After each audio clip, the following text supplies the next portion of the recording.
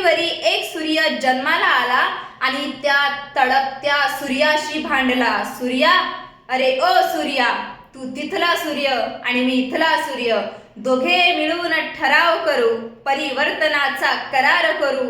तू फक्त आणि फक्त ताऱ्यांनाच प्रकाशित कर आणि मी इथल्या साऱ्यांनाच प्रकाशित करेल. अशा आपल्या साऱ्यांनाच प्रकाशित करणारा आपला भीमसूर्य परमपूज्य बोधिसत्व डॉक्टर बाबासाहेब आंबेडकर यांना सर्वप्रथम त्रिवार वंदन करते. नमो बुद्धाय. जय भीम सर्वांना.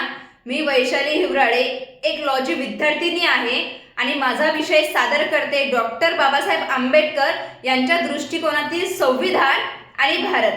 मित्रांनो, कायद्याच्या ओळी जरी काळ्या शाहीत असल्या तरी त्यामागची वेदना ही रक्तातून लिहिलेली असते. आणि डॉक्टर बाबासाहेब आंबेडकरांनी संविधान हे पुस्तकातून नव्हे तर त्यांच्या आयुष्यातून लिहिलं. बाबासाहेब म्हणतात की मी अशी घटना लिहेल की जिथं माणसाची किंमत ही त्याच्या जन्मावरून नव्हे तर त्याच्या माणूसपणावर झाली पाहिजे. आजचा भारत हा फक्त नकाशावर नाही, आजचा भारत हा फक्त नकाशावरच नाही तर कलमांवर उभा आहे आणि त्या कलमांना दिशा देण्याचा विचार हा डॉक्टर बाबासाहेब आंबेडकर यांच्या दृष्टीत आहे. पण विचार केला का, जर का डॉक्टर बाबासाहेब आंबेडकर यांनी परत जन्म घेतला आणि त्यांनी आजच्या भारतातलं संविधान उघडलं तर ते पहिला प्रश्न काय विचारतील आपल्याला? ते विचारतील, तुम्ही माझं संविधान वाचलं का की फक्त वापरताय? मित्रांनो, बाबासाहेबांनी संविधान लिहिलं कारण त्यांना हा देश घडवायचा होता, इथला प्रत्येक माणूस घडवायचा होता. बाबासाहेबांच्या मते संविधान म्हणजे काय होतं तर बाबासाहेबांसाठी संविधान म्हणजे गोरगरिबांना न्याय मिळवून देणारी ढाल आहे. बाबासाहेबांसाठी संविधान म्हणजे स्त्रीला सुरक्षितता मिळवून देणारा एक सुरक्षा कवच आहे. बाबासाहेबांसाठी संविधान म्हणजे वंचितांना न्याय देणारा आवाज आहे. म्हणूनच त्यांनी स्वातंत्र्य, समता आणि बंधुता या तत्वावर आपली राज्यघटना उभी केली.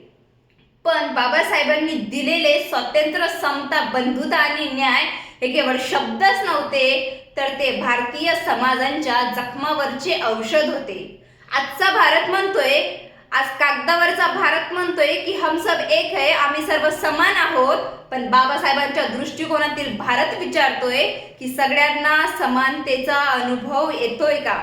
मित्रांनो, आज आपण हक्कासाठी भांडतो पण मात्र कर्तव्यासाठी गप्प बसतो. पण बाबासाहेबांना हे मान्य नव्हते. बाबासाहेब म्हणत होते की हक्क आणि कर्तव्य एकाच नाण्याच्या दोन बाजू आहेत, म्हणून प्रत्येकाने आपल्या कर्तव्याचे पालन केले पाहिजे, नाहीतर संविधान हे फक्त पुस्तक बनून राहणार आहे.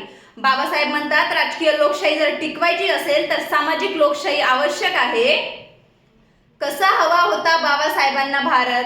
तर बाबासाहेबांना असा भारत हवा होता जिथं गोरगरिबांची ओळख ही त्याच्या गुणांवरून केली जाईल, जिथं स्त्री पुरुष समानतेला आदर केला जाईल आणि जिथं धर्म, जात, भाषा याच्यावरून भेदभाव होणार नाही.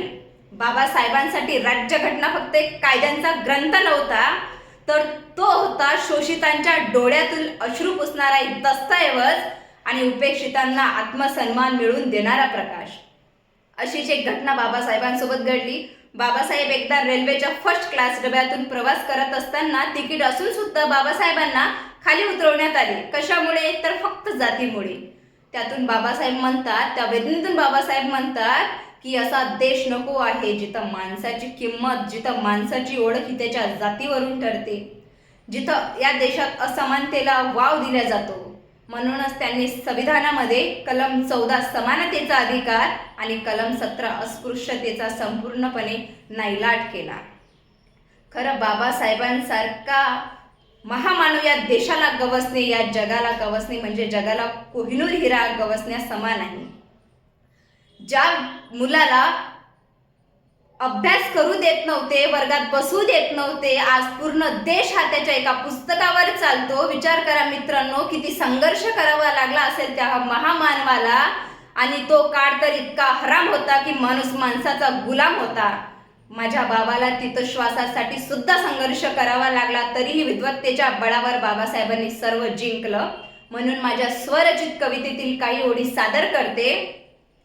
कैसे जिंकले जग बा भीमा, कैसे जिंकले जग बा भीमा, कलमाच्या जोरावर तुझेच उपकारी ते लहान आणि थोरांवर, मुखात सदैव नाव माझ्या तुझेच घेऊनी, तुझ्या विचारांच्या प्रवाहात जावे मी वाहुनी. रत्नामध्ये रत्न बा भीमा तू असा, रत्नामध्ये रत्न बा भीमा तू असा, जगाला खरा कोहिनूर मिळाला जसा, जगाला खरा कोहिनूर मिळाला जसा.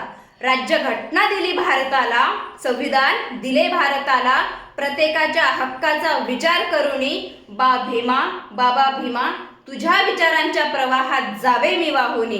का म्हणते मी असं की बाबा तुमच्या विचारांच्या प्रवाहात मी वाहून गेली पाहिजे? कारण ज्या दिवशी आपण बाबासाहेबांच्या विचारांवर चालणारी पिढी असू, त्या दिवशी हा भारत बाबासाहेबांच्या दृष्टिकोनातील भारत घडायला वेळ लागणार नाही. शेवटी एवढंच म्हणेल कि तुम्हारे हर तकलीफों का मुकम्मल जवाब हूँ, तुम्हारे हर तकलीफों का मुकम्मल जवाब हूँ. कभी वक्त मिले तो पढ़ना मुझे, कभी वक्त मिले तो पढ़ना मुझे, मैं भारत का संविधान हूँ, मैं भारत का संविधान हूँ. जय संविधान. धन्यवाद. जय भीम.